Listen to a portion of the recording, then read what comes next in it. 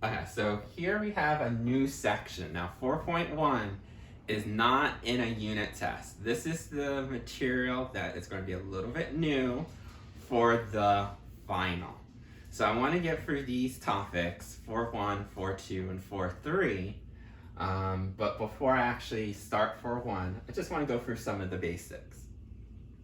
So 4.1, 4.2, and 4.3 are all about solving systems of linear equations. You remember linear equations. They're the equations that have an x value and a y value in the equation. So for us, we'll be just working with 2 equations at a time. We won't be working with 3 or 4 equations. We're just going to be working with 2 at a time. A solution is basically an ordered pair that will make both solutions true when plugged in. So let's show you what a possible system would look like. So you might have one equation where it's x plus 4, or x plus y equals 4. And then we'll have a second equation. Let's say x minus y equals 2.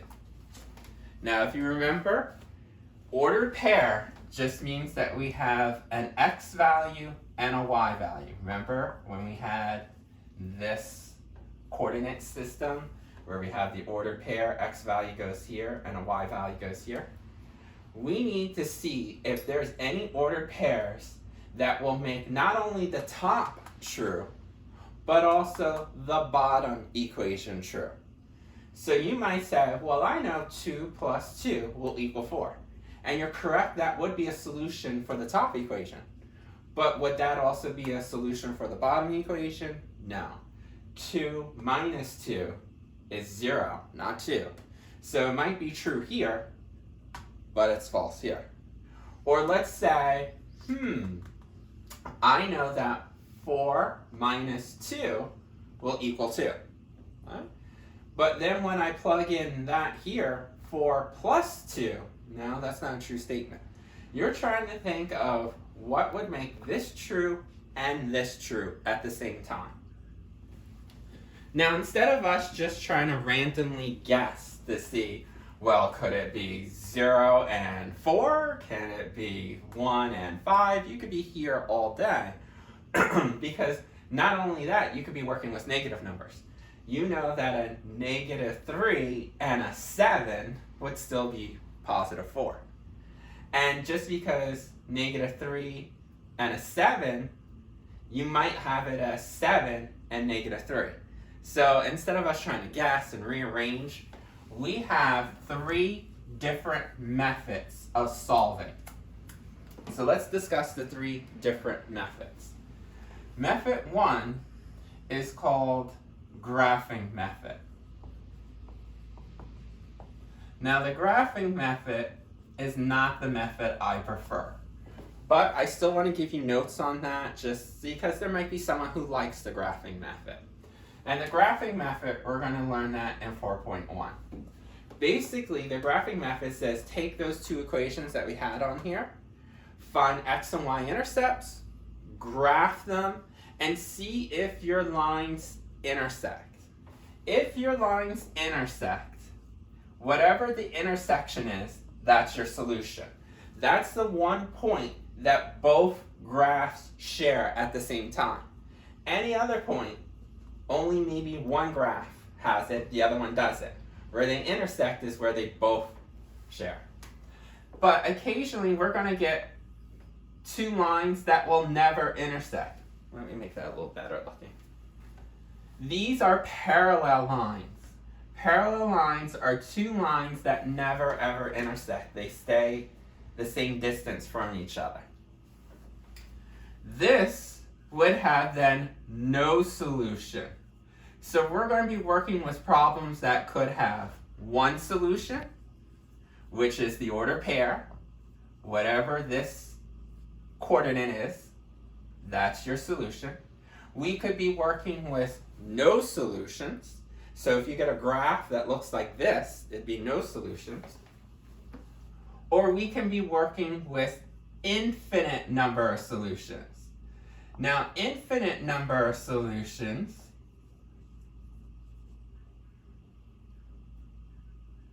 is a little bit different than saying all real numbers or all solutions.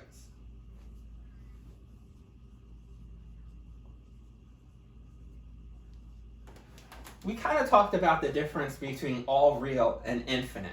Remember how I said, like, if I want even numbers, 2, 4, 6, 8, there's an infinite amount of them, okay? But it's not all of them. It's not every number that you can think of, because 3 and 5 and 7, they're odd numbers. They don't work in the solution if I said find an even.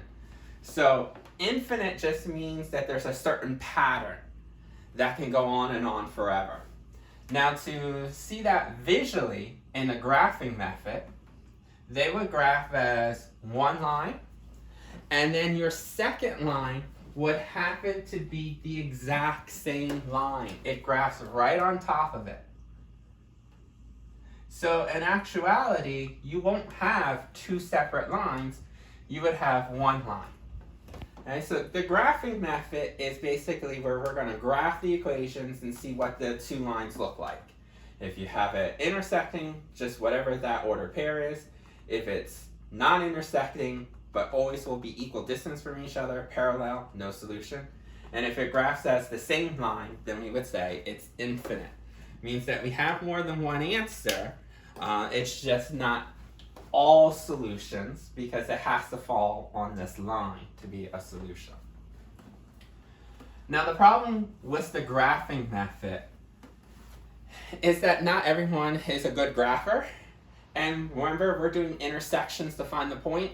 What happens if I can't tell what the intersection is? Maybe it's a decimal, maybe I don't have graphing paper, because remember, when I erased my first parallel line, it's because my line wasn't perfectly straight. That means you need to have equipment like rulers and straight edge and having graphing paper to find the answer. So I don't like the graphing method, but we'll still teach you. 4.2, we're going to learn another method called the substitution method.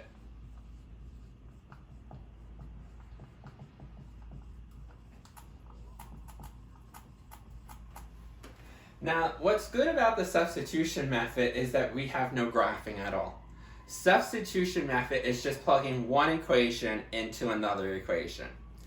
The only downside I hate with the substitution method is that you could be working with fractions. And we know from the last unit test, a lot of us don't like working with fractions and rational expressions. So that's the downside about the substitution method. No graphing, but could be working with fractions. The third method that we're going to learn, which I think is the best method, is the basically called the elimination method.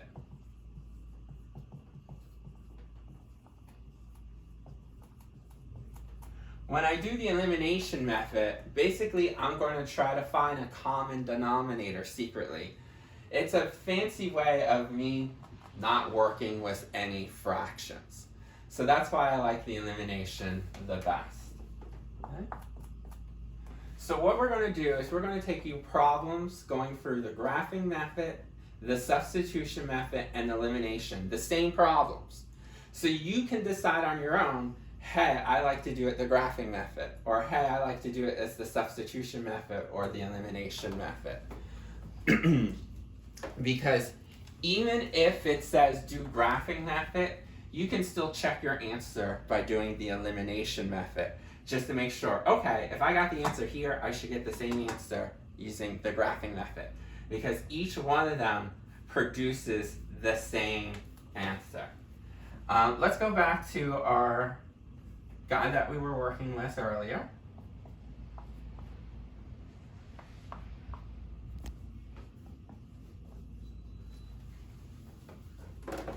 And I can tell you the one answer. These are not parallel lines. How do I know they're not parallel lines? Is because some of you remember how to find the slope. Get y by itself. So if you move this over, you get negative x. If you move this over, but divide by a negative 1, you get a positive x. Slope of negative 1 versus the slope of 1, they're not the same. Remember, parallel lines, if you recall, has to have the same slope. So I know this is not no solution. The point that makes this a true statement is 3, 1. You must make x 3. Okay, don't flip it and say, well, x can be 1 and y could be 3. Because it works here, 1 plus 3 is 4. But if you put it down here, 1 minus 3 is negative 2, not positive 2. So you can see this could be a little tricky for some people. 3 plus 1 is 4.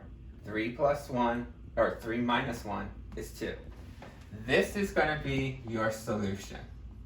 What we're going to do is we're going to take this equation and show how we get 3 and 1 with the graphing method, the substitution method, and elimination method, so you can decide what method was easier to find the 3, 1.